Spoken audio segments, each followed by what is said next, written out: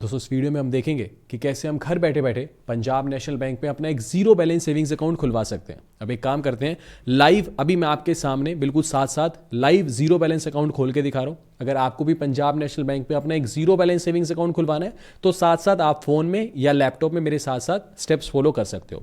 अब देखो, सबसे पहले आपको क्या करना है, सबसे पहले आपको गूगल प्ले स्टोर पे या फिर ऐप स्टोर पे जाके सबसे पहले ये वाली इनकी एप्लीकेशन इंस्टॉल करनी है। ये एप्लीकेशन है PNB1, इसका इस एप्लीकेशन का नाम है। तो ये एप्लीकेशन इंस्टॉल होने के बाद इस एप्लीकेशन को जब आप ओपन करोगे तो कुछ ऐसे इंटरफेस दिखेगा। सबसे पहले कुछ एक ये बेसिक परमिशन मांग रहा है, तो आपको अलाउ के ऑप्शन पे क्लिक करना है। ठीक है जी। फिर आप इसके मेन पेज पर पहुंच जाओगे और सबसे पहले ये बोल रहा है, दो ऑप्शन दिखा रहा है, प्रोसीड टू लॉगिन। अगर आपका ऑलरेडी अकाउंट है तो प्रोसीड टू लॉगिन।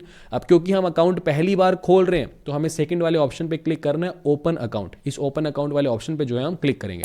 फिर अगले पेज पे कुछ ऐसा इंटरफेस दिखाई देगा। यहां पे बोल रहा है, do you have an account with us. अब मेरा अभी तक पंजाब नेशनल बैंक के साथ कोई भी बैंकिंग नहीं है, कोई अकाउंट नहीं है, तो मैंने यहां पे नो के ऑप्शन पे क्लिक कर दिया। ठीक है जी। उसके बाद नीचे आई एग्री वाले चेक बॉक्स को सिलेक्ट करूंगा। जैसे इस आई एग्री वाले चेक बॉक्स पे टिक करूंगा ना, ये प्रॉपर एक पूरा कंसेंट का फॉर्म खुल जाएगा। तो सिंपली नीचे आपको आई एग्री के ऑप्शन पे क्लिक करना है। अच्छा, उसके बाद अगले पेज पे क्या बोल रहा है, ये बोल रहा है name as per KYC document. तो जैसा आपका पैन कार्ड और आधार कार्ड पे नाम है ना, एज इट इज वो नाम यहाँ पे आपको एंटर करना है। नीचे आपको अपना मोबाइल नंबर एंटर करना है। फिर ये कैप्चा लिखा हुआ है, जैसे मेरे में दिखा रहा है 65 + 6, तो यहाँ पे मैं जो है 71 एंटर कर दूंगा। उसके बाद नीचे सेंड OTP के ऑप्शन पे क्लिक करेंगे। तो अब आपके मोबाइल फोन पर वेरिफिकेशन के लिए एक OTP भेजा जाएगा। सिंपली वो OTP हम यहाँ पे एंटर करेंगे। उसके बाद नीचे प्रोसीड के ऑप्शन पे क्लिक करेंगे। फिर अगले पेज पे क्या बता रहा है, ये बोल रहा है कि जी आइडेंटिफाई योरसेल्फ। ठीक है, तो यहाँ पे name as per KYC document, ये मेरा नाम दिखा रहा है अंकित मदान। फिर यहाँ पे मैं अपनी ईमेल ID एंटर कर दूंगा। ठीक है, तो जो मेरी ईमेल ID है वो यहाँ पे मैं एंटर कर दूंगा। उसके बाद नीचे सेंड OTP के ऑप्शन पे क्लिक करूंगा। अब उसके बाद मेरी ईमेल ID पर वेरिफिकेशन के लिए एक OTP भेजा जाएगा। अब ये मेरी ईमेल ID को वेरीफाई कर रहा है, तो ठीक है, वो OTP ईमेल ID पे जो आपका आएगा वो आपको एंटर करना है। उसके बाद नीचे वेरीफाई एंड प्रोसीड के ऑप्शन पे फिर आपको क्लिक करना है। फिर अगले पेज पे अब ये बोल रहा है चूज योर ऑथेंटिकेशन टाइप। अब ये आपको ऑथेंटिकेशन टाइप में हम आधार कार्ड ही सेलेक्ट करेंगे। नीचे क्या बोल रहा है कि अब आपको अपना आधार कार्ड का नंबर एंटर करना है, तो जो भी आपका आधार नंबर है वो आप एंटर करोगे। नीचे इस चेक बॉक्स को सिलेक्ट करोगे, I agree to Aadhaar declaration. ठीक है जी। जैसे इस चेक बॉक्स को सिलेक्ट करोगे, डिक्लेरेशन का फॉर्म खुल जाएगा।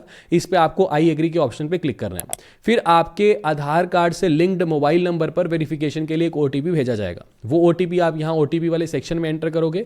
उसके बाद नीचे वैलिडेट OTP के ऑप्शन पे आप क्लिक करोगे। उसके बाद यहाँ पे आपको ये मैसेज दिखाएगा, आधार हैज बीन सक्सेसफुली वैलिडेटेड। ठीक है जी। इस पे ओके पे क्लिक करेंगे।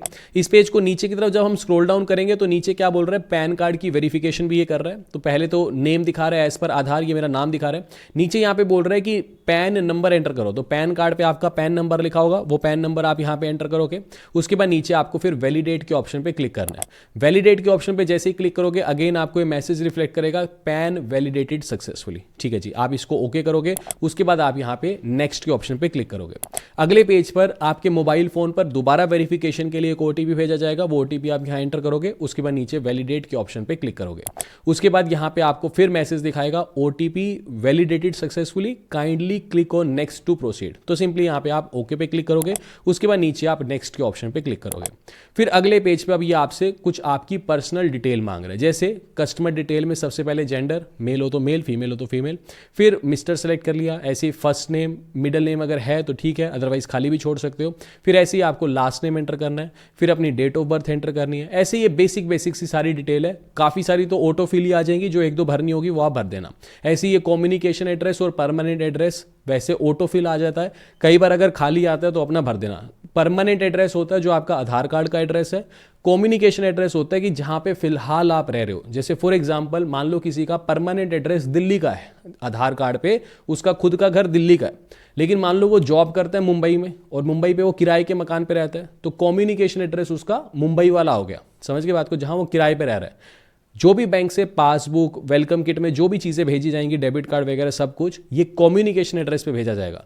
तो अगर परमानेंट एड्रेस और कम्युनिकेशन एड्रेस अलग है तो दोनों एंटर कर देना। ठीक है जी। चलो, ये सारी चीज़ें करने के बाद सिंपली नीचे नेक्स्ट के ऑप्शन पे आपको जो है क्लिक कर लेना। अगले पेज पे ये जो है कुछ एडिशनल डिटेल मांग रहा है, जिसमें सबसे पहले मैरिटल स्टेटस के बारे में पूछ रहा है। तो अगर शादी हो गई है तो मैरिड, नहीं हुई है तो अनमैरिड। ठीक है जी, सिंगल सेलेक्ट कर सकते हो आप।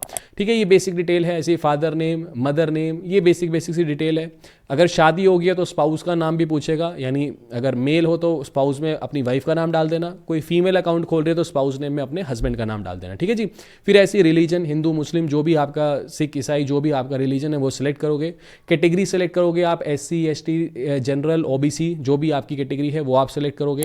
कैटेगरी के बाद पूछा है नंबर ऑफ डिपेंडेंट्स कितने हैं, मतलब मान लो अगर आपकी शादी हो गई है और आपके 2 बच्चे हैं तो नंबर ऑफ डिपेंडेंट्स 2 हो गए आपके ऊपर। ठीक है, तो ऐसे डिपेंडेंट आप सेलेक्ट कर सकते हो। कोई भी डिपेंडेंट नहीं है तो 0 सेलेक्ट करोगे। उसके बाद रेजिडेंशियल स्टेटस पूछ रहा है तो इंडिविजुअल सेलेक्ट कर लो कि खुद का घर है। ठीक है जी।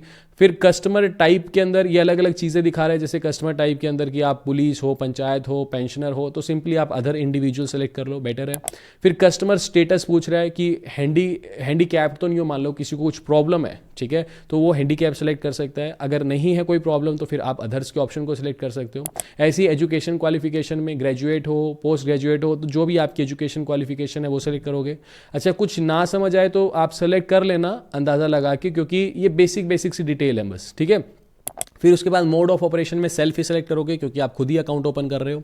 ठीक है। और उसके बाद ये पूछ रहा है डॉक्यूमेंट ऑफ फॉर इनकम, इसमें नो सेलेक्ट करोगे। एंड एक्सपेक्टेड एनुअल क्रेडिट पूछ रहा है कि साल में कितना को पैसा आपके अकाउंट में आ जाएगा। ठीक है, मान लो 10-10 हज़ार करके 10 बार पैसा आया तो 1 लाख रुपये, मतलब ये पूछ रहा है अंदाजा बता दो कि साल में कितना पैसा आपके अकाउंट में आएगा। ठीक है, तो अंदाजा 50,000, लाख, 2 लाख, 10 लाख, अंदाजा है, इससे कोई फर्क नहीं पड़ता। तो यहाँ पे आप 1 लाख रुपए डाल देना। फिर सिटी ऑफ बर्थ, ठीक है, पूछ रहा है कि कौन से शहर में आपका जन्म हुआ। अच्छा, फिर ऐसे ही नीचे और डिटेल पूछ रहा है, नीचे डिटेल पूछ रहा है basically income and professional detail पूछ रहा है। तो यहाँ पे इस पेज को जब आप नीचे की तरफ स्क्रॉल डाउन करोगे तो इसमें सबसे पहले पूछ रहा है कि जी आपकी प्रोफेशनल एक्टिविटी, और फिर पूछ रहा है ऑक्यूपेशन टाइप। तो बेसिकली इसके अंदर आप कोई एक्सपोर्टर है, कोई फार्मर है, पूरा का पूरा लिस्ट खुल जाएगा। तो जो भी आपका हाउस वाइफ है, कोई गवर्नमेंट जॉब कर रहा है, तो सारे ऑप्शन है, देखो गवर्नमेंट एम्प्लॉय, हाउस वाइफ, सारे ऑप्शंस हैं। तो आपका जो भी प्रोफेशनल एक्टिविटी है और ऑक्यूपेशन है वो आप यहाँ से सेलेक्ट कर लेना। ठीक है। फिर एनुअल इनकम पूछ रहा है कि आप साल में पैसा कितना कमाते हो। ठीक है, 10 लाख, 5 लाख, 2 लाख, जो भी साल में पैसा कमाते हो साल का, वो आपको यहाँ पे एंटर करना है। फिर नीचे ऑर्गेनाइजेशन नेम की कौन सी कंपनी में आप काम करते हो, अपनी कंपनी का नाम एंटर करना है। फिर उसमें डेजिग्नेशन क्या है, जैसे कोई टीम लीडर होता है, कोई सेल्स मैनेजर होता है, तो उसमें आपकी डेजिग्नेशन क्या है। फिर नीचे एम्प्लॉयर एड्रेस पूछ रहा है, आप जिस कंपनी में काम करते हो उसका एड्रेस पूछ रहा है, तो कंप्लीट एड्रेस एंटर कर देना और सिंपली नीचे आपको फिर नेक्स्ट के ऑप्शन पे क्लिक करना है। उसके बाद अगले पेज पे नॉमिनेशन डिटेल पूछ रहा है कि जैसे किसको आप नॉमिनी बनाना चाहते हो। नॉमिनी का सिंपली मतलब यह है कि जिसने अकाउंट खोला, जो अकाउंट होल्डर है, भगवान ना करे अगर कल को उसको कुछ हो जाता है, उस दुनिया में नहीं रहता, तो जिसे भी उसने नॉमिनी बनाया है, बैंक बिना किसी सवाल जवाब के सारा पैसा उस नॉमिनी को दे देता है। ठीक है, तो यहाँ पे नॉमिनी आप किसी को भी बना सकते हो, दोस्त को भी बना सकते हो, बच्चों को भी बना सकते हो, पेरेंट्स को, वाइफ को, जिसको भी नॉमिनी बनाना है। रिलेशनशिप में आप सेलेक्ट करोगे, ठीक है, कि हस्बैंड को बनाना, स्पाउस को बनाना है, पेरेंट्स को बनाना है, बच्चों को बनाना है। फिर नेम ऑफ नॉमिनी, किसे नॉमिनी बना रहे हो उसका नाम डालना है, उस नॉमिनी का मोबाइल नंबर डालना है। इज नॉमिनी माइनर, देखो कई बार होता है कुछ लोग अपने बच्चों को नॉमिनी बनाते हैं और हो सकता है वो बच्चे की उम्र 18 साल से कम हो, तो अगर नॉमिनी माइनर है तो यहाँ पे येस सेलेक्ट करना है। नॉमिनी की डेट ऑफ बर्थ डालनी है, अपनी नहीं डालनी। अच्छा, फिर नीचे पूछ रहा है is the nominee address same as applicant address, तो अगर मान लो अपने फैमिली मेंबर में ही किसी को बना रहे हो तो येस सेलेक्ट कर लेना एड्रेस की सेम है जी आपका दोनों का। किसी दोस्त को बना रहे हो तो नो सेलेक्ट करके फिर जिसको नॉमिनी बनाया उसका एड्रेस एंटर करना है। सिंपल सी चीज़ें हैं। ठीक है, ये सब करने के बाद नीचे नेक्स्ट के ऑप्शन पर आपको क्लिक करना है। फिर अगले पेज पे बोल रहा है कि अब ब्रांच सेलेक्ट कर लो, किस ब्रांच को आप अपनी होम ब्रांच बनाना चाहते हो। ठीक है जी, तो नीचे पहली चीज़ तो ये स्कीम का ऑप्शन आ रहा है कि अकाउंट खोलना कौन सा चाहते हो। कैसे तो बहुत सारे अकाउंट हैं पंजाब नेशनल बैंक में।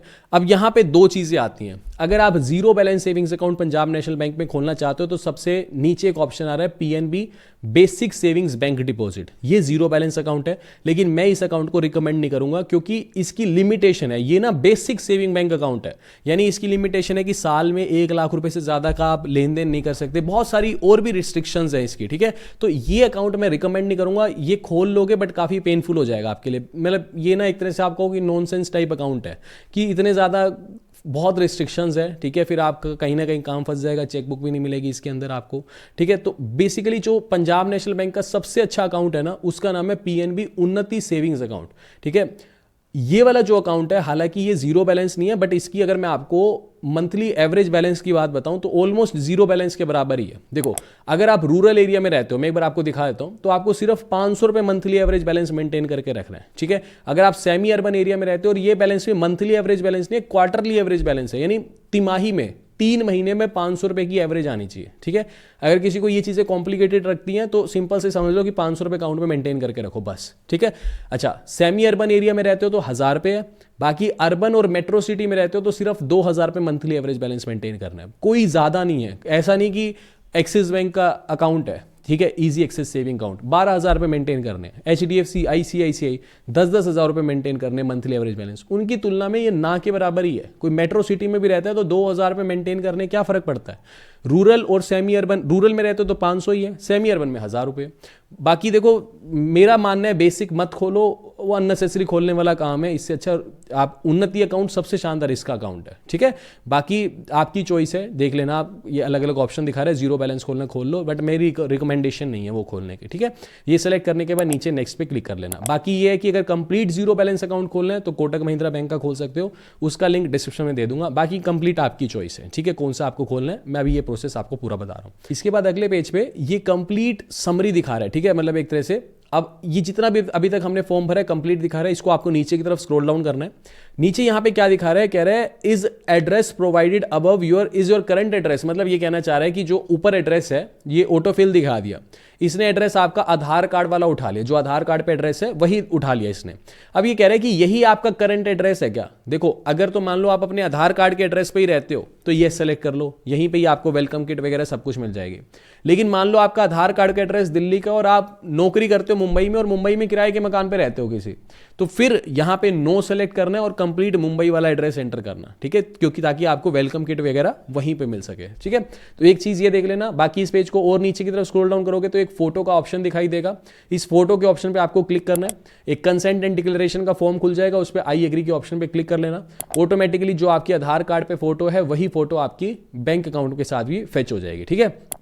फिर अगले पेज पे ये केवाईसी का ऑप्शन आएगा, शेड्यूल वीडियो केवाईसी, सिंपली नीचे प्रोसीड अहेड पे क्लिक करना है, नीचे नेक्स्ट के ऑप्शन पे आपको क्लिक करना है। उसके बाद ये वीडियो केवाईसी है, ये सारी चीजें बता रहा है, सिंपली आपको नीचे नेक्स्ट के ऑप्शन पे क्लिक करना है। अगला पेज पे कुछ ऐसा इंटरफेस दिखाई देगा, सबसे नीचे आपको चेकबॉक्स को सिलेक्ट करना है और गेट स्टार्टेड के ऑप्शन पे क्लिक करना है। इसके बाद पंजाब नेशनल बैंक का एक एम्प्लॉय आपके सामने आ जाएगा, आपकी वीडियो केवाईसी करेगा।